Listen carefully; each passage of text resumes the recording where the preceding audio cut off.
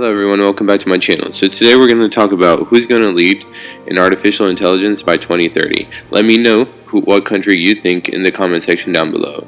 So, in terms of expenditures on artificial intelligence, the United States spends 2.8% of its GDP on AI, so the highest in North and South America. In Europe, Germany spends the most at about 3% of their GDP on AI. Africa is basically non-existent. Turkey is a little bit. And then Russia, we have about 1% only. China 2.7%, 2.07%. And South Korea is basically the most at 4.5%. So, percentages are obviously multiplied by the GDP, so the United States still spends the most. China is second most, then the EU, Japan, and South Korea. These are some of the companies that spend the most on AI and R&D expenditures. As you can see, Chinese companies come in about a 7th place or so. So then this article goes on to say, and I'm going to leave it in the comment section down below, that in 2015, China announced a 1.68 trillion Made in China 2025 plan that has to do with AI. And they plan to basically transform their economy to dominate the global manufacturing market by 2030 for AI. So them and the EU and I would say Russia are definitely the ones that are coming after the United States. Not necessarily maybe coming after us, but you know, they're trying to lead and be sovereign in their own way. So next we have an article from CNN, and it's titled "Who Vladimir Putin Thinks Will Rule the World." And in it, basically, I will play the video now. Если кто-то сможет обеспечить монополию в сфере искусственного интеллекта, ну, последствия нам всем понятны. Тот станет властелином мира. And Putin keeps stressing that artificial intelligence is not only the future of Russia, but all of mankind, and that there are huge opportunities, but also threats that are difficult for us to foresee today. So they definitely want to be in a good position to deal with AI and whatever comes with it.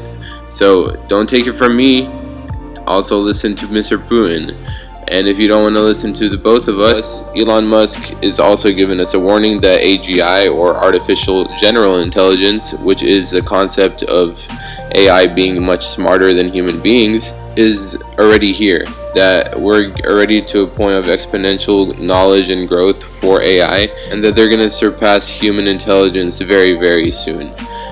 So take a listen. The percentage of intelligence that is not human is increasing. And eventually, we will represent a very small percentage of intelligence. I try to convince people to slow down AI, to regulate AI. This was futile. I tried for years. One last article. I'm going to leave it also in the comment section down below, but this is also about China and how it's challenging the United States. And it says major areas that the Chinese are challenging us include artificial intelligence, biotechnology, pharmaceuticals, rocket launchers, quantum computing, supercomputing, and etc., etc. So China is definitely not only good at AI, they have the solid foundation in a bunch of different industries to grow their AI. So that's why they have a solid base for competing with the United States in AI. So they obviously are very advanced, and they are world leaders in many different fields. So much respect to them, and definitely compared to all these other countries, I would say China is in the best position to be the world leader in the future. Maybe the United States too, I hope so, but with a bunch of internal conflicts and people not getting along, you can't really advance. And the Chinese seem to be on one page, the United States not so much. So that's definitely going to play into effect as time passes, I believe. What do you think? Please let me know in the comment section below. And if you enjoyed this video, share it and subscribe. Mr. Mufleh out.